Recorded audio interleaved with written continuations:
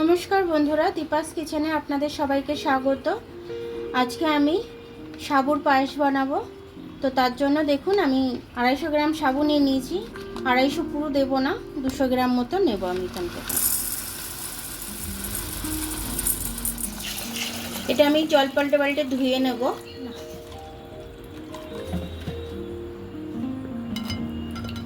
আমি দুবার জল পাল্টে ধুয়ে নিলাম। এরকমই আমি এটা রেখে দেব, এটা ততক্ষণ ভিজুক। সাবুর ঢাকনাটা তুলে নিচ্ছি আমি। সাবুটা একদম নরম হয়ে গেছে আমার। আমি দুধটা ঢেলে দিচ্ছি এর মধ্যে। এবার আমি গুঁড়ো দুধটা দিয়ে দেবো এর ভেতরেটা। এবার আমি দুধটাকে গুলে নেব।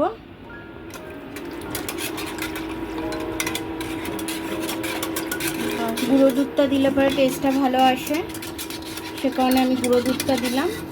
আর এত ভালো ভালো কমেন্টস করেন, সেটা শুনে আমার খুব ভালো লাগে।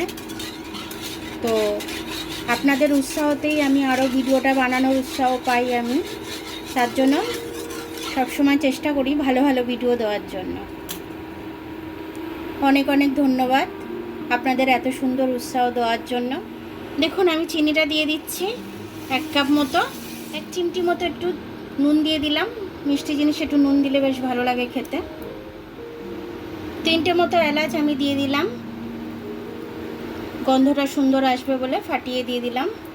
মিষ্টিতে একটুখানি নুন দিলে পরে দ্বিগুণ স্বাদটা একটু বেড়ে যায়, খেতেও ভালো লাগে, আর বাড়ির সবাই প্রশংসাও করে। এরকম ছোট ছোট করে আমি নাড়ু বানিয়ে নিচ্ছি।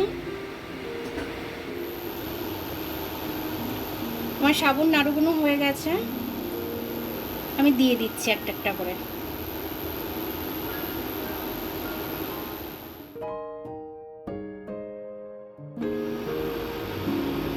এটাকে এবার আমি ধিমি আঁচে ফুটতে দেব।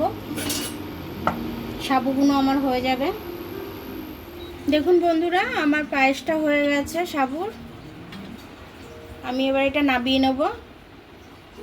দেখুন কত সুন্দর হয়েছে,